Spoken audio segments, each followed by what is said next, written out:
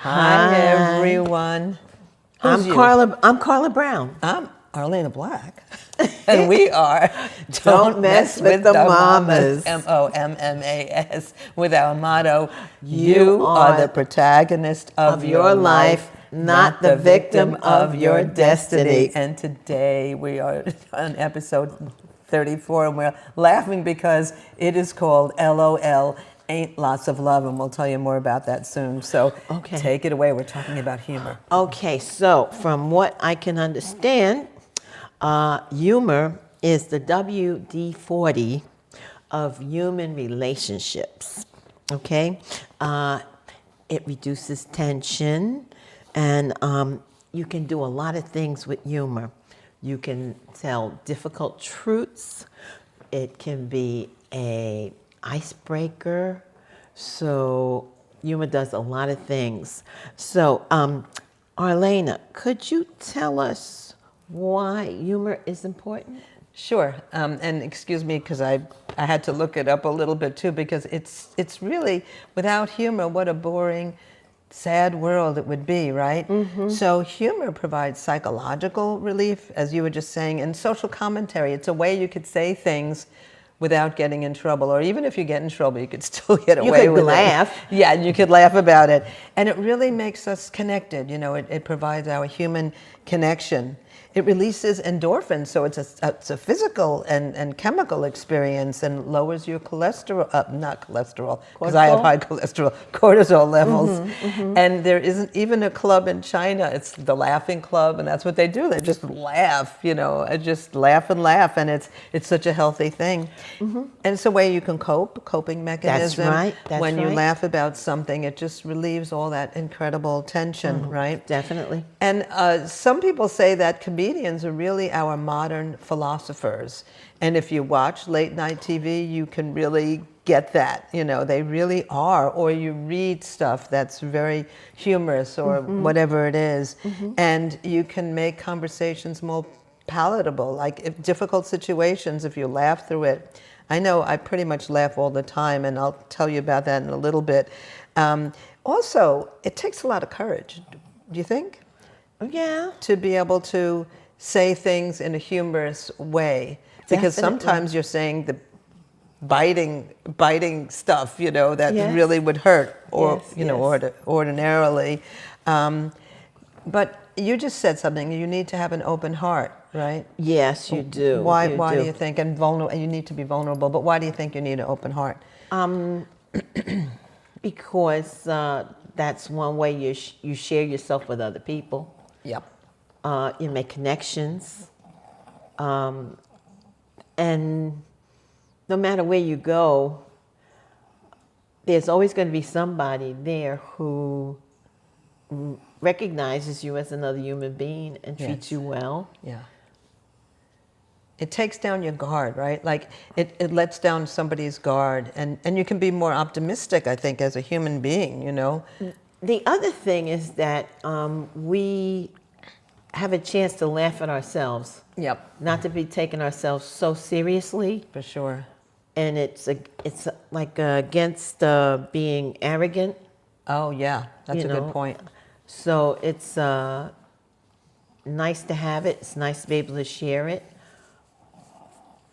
And it makes for a much happier world if you can laugh. Absolutely, yeah. If you can laugh, you can live. And then, you know, it's interesting because, you know, when you look at tragedy and comedy, right, two sides of the same coin, and they really are. And going through life, being able to laugh even at the most difficult things, and that will lead us into, I'm going to ask you first your funny experiences. What are your wacky, funny experiences? And then I'll tell you why LOL was such a wacky experience for me, the initials. Well, this could have been very dangerous. But me and my sister, you know, I don't know why we both decided that we were going to go to the incinerator to dump the garbage. And I don't know why we had Wait, do you all know what an incinerator is? Because it may be special to New York. So tell them what it is. An incinerator is really a place where you burn garbage. Okay, and in our housing unit, there was an incinerator that burnt garbage. And it had fire at certain times of the day. All right, so we went out to the incinerator. We have our bag of garbage, and we have a can, an aerosol can, that says in big bold letters, "Do not incinerate." Well, we forgot all about that, okay? And so we throw it in the incinerator, the garbage in the incinerator, and there was a flash of light, an explosion. And when we came back, when we got in, we had soot from the incinerator all over our faces. It was like, if you know Daffy Duck, if you know the Road Runner, those things where they always get blown up and they always come with dust. That's how we looked, okay? And then the other funny thing that happened was, I'm with my mother. It's wintertime. We're in Brooklyn, but we live in the Bronx.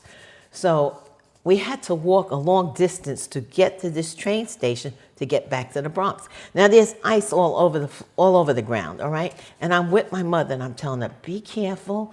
We're taking our time. Don't slip. Don't fall. Be careful, all right? We get to the train station. We get on the train. We go to the Bronx. We get off at 167th Street. We walk down the stairs. Now there's a hill. There's a hill, okay? And we're walking down the hill. Who falls at the bottom of the hill? Me. Who picks me up? My 73-year-old mother. We had the best laugh about that. It was outrageous. All this time, we're trying, be careful, be careful. I'm the one who falls. So tell us something about your funny moments. Before Emma, I have many because my whole life has been, I've been going through life laughing. It's tragedy because of my, my mental illness in my family, which is all in my book. But also I've had to laugh throughout it all. Plus I had an allergy, and I'll tell you about that, which caused me to laugh nonstop. But before I do that, I just wanted to say that a Nobel Prize winner, her name is Amanda, and she's Vietnamese, and I found out yesterday because I had my nails done, which my husband said looks like the Wicked Witch of the West. They do not. They're lovely. And it's pronounced, even though it's spelled Nguyen, it's pronounced like when or win. And she was the New York Times Woman of the Year, and she was sexually abused, and she spoke out about that. But she partnered with Will Ferrell, and they started production called Funny or Die Productions. So she used humor to get her message across, and very impactful, right? So you can use humor to talk about the most difficult things in the world. Okay, so LOL. So when I first heard LOL, I thought it meant lots of love. So I wrote to somebody whose family just lost a member of the family, and I signed it LOL. So that's one of my faux pas. But when I was 3, I decided I had my time with my parents, and I was ready to be on my own. So I ran away from home. I packed my bag. But of course, being 3 years old, you can't really cross your street, so I had to get somebody to help me cross the street to my mother's friend, and there I was. I knocked on her door, and I said, I'm run away from home. Can I stay with you? Can I live with you? Oh, gosh. And then eventually I came home because, I wasn't ready to be independent. Yeah. So, but when I was little, I don't know what it was, but I couldn't stop laughing. Like if there was a stupid joke, and I don't know, around the dinner table, there was probably not very funny jokes because my parents weren't the funniest in the world, but I couldn't stop laughing. I like non-controllable laughter. And I was always sent to my room because I couldn't stop laughing. So I was punished for laughing so much. So I think as a defiant young woman that I was, or a little kid, I've gone through life laughing, and being a Buddhist, the more I chant, the more I just laugh all the time because, it's a joyful experience to be optimistic, right? Then I found out later, I went to this, it was this bioecological institute that tested you for different, weird allergies, and I have the weirdest reactions. I mean, they had to film it because it was too weird for words. But when they gave me apples, I couldn't stop laughing. I was rolling on the floor. So when having been a teacher for many years, when I told my students they always want to give me apples, so I just stopped laughing nonstop. Also, just like you, I think I know what I'm doing, but I really don't, most of the time, especially when it comes to hands-on stuff. So we were at a family picnic. And I told everybody, and I was much younger at the time, and I told them, oh, I know how to row. So I took my cousin, who was like 4 years younger than me, and there we were, stuck in the middle of the lake. I lost the oars. I didn't know what the heck I was doing, right? Another one was my mother. In those days, like in Brooklyn, long time ago, they used to make Jell-O molds. I don't think we do so much anymore, but they're fun. They're good. You know about Jell-O molds, yes, right? I know. So I said, oh, I know how to get the mold out of the pan. So I put it in hot water and I turned it over, and it was liquid all over the place that took forever to clean up. Oh gosh. Two other things, and they keep on happening, of course. So when I first came to South Carolina from New York, Yes. Big difference, right? Right. Big change, because Right, we're both right. from New York area, Right, right? right. And we were, I was teaching at a very kind of country high school, and I was talking to the principal, and all of a sudden I felt something on my legs, and I looked down, and I was covered with red ants. Now, you would think that that's not funny at all, right? But I was convinced that these red ants didn't want me to be in the South, being a Northerner, right? So I thought that the red ants were giving me a message: go home, Yankee. You don't belong here. You don't belong here. Gosh. And then the last one I wanted to share is, so, and this is, of course, in the book. When I was when I went to Europe when I was 19 and for 4 months, and I ended up in a heroin den in Paris, and somehow I had to talk my way out of being killed in a heroin den. Who knows how I got there, but it was the strangest experience. You know, these are just some little funny experiences. But I think to celebrate every day, you know, to really look at every day as an opportunity to overcome something, and to look at one thing that's positive and maybe something you can laugh at.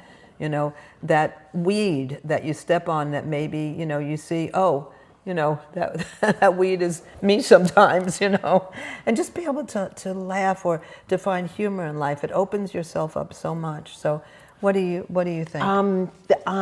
I think that even going back to Roman Greco, there was a goddess. Her name was Balbo. Oh. And she had a way with humor too, because Demeter had lost her daughter Persephone, and she was crying and very unhappy, you know. And Balbo came over and looked at her and lifted her skirt and exposed herself, and Demeter had to stop crying and start laughing. So she was able to. I love it. She was able to, you know, regain herself, her composure. You know, not to, you know, find some humor in life. You know. Right. So, but anyway, great. so she's the goddess of fertility and laughter. Oh, I love it. Fertility and laughter. Maybe yes. they go hand in hand. Maybe the more we laugh, the more fertile we become. Yeah, we become. I don't know. So, but anyway, so where are we in this conversation? And you know, according to our organization, it's it's good medicine. Laughter is great medicine, and it reveals our inner strength. Opportunity to, as you said, overcome arrogance or ego. You can share your struggles with others, and it actually you can have a social movement and you don't burn out, because if you're like angry all the time, if you're in the world of anger, as we talked about the 10 worlds in our last episode, you burn out. But if you can look at the humor, even when things aren't really funny, but you can look at not necessarily humor that you're laughing at, but be more optimistic that there's always hope at the end of the tunnel, for sure. But winter always turns into spring. Winter always turns into spring. For sure. So keep on laughing. I'm sure there's lots more things, and as we go along in life, we could just find more and more things. So please share your experiences with being goofy or what do they call it, on your face? Egg on your face. Egg on your face. Yeah, thank you. And I love eggs, but egg on your face, which is really fun. It makes us so human. Mommas, mommas.podcast@gmail.com. So Right. I think you were going to share. Oh, I was going to share one thing. Sure. Victor Borges said, laughter is the shortest distance between two people. Love it. Great. And let's see what else. Humor is a multi-tool for survival. Yeah. It provides bonding, and laughter makes us young. Anger makes us old. Humor fosters human connection and openness. True humor is an expression of an open, relaxed, and generous heart, which helps build bridges between people. Non-cruel humor can create shared moments of insight and shift the energy in a room. If you look on the bright side of things and act positively, you'll have a cheerful and happy life. And a happy life is a healthy life. And respectful playfulness and humor are essential for creating human connection and exploring possibilities together. Oh, I love it. Wow. Isn't that great? Yay. Thank you. Humor, go laughter. Yeah, You're going to share some encouraging words? Those were my encouraging words. Okay.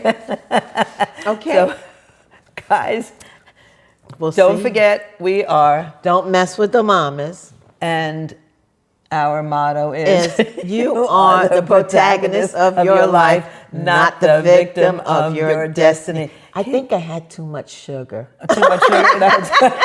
And I didn't have enough, so keep on laughing. All right. Bye. Bye.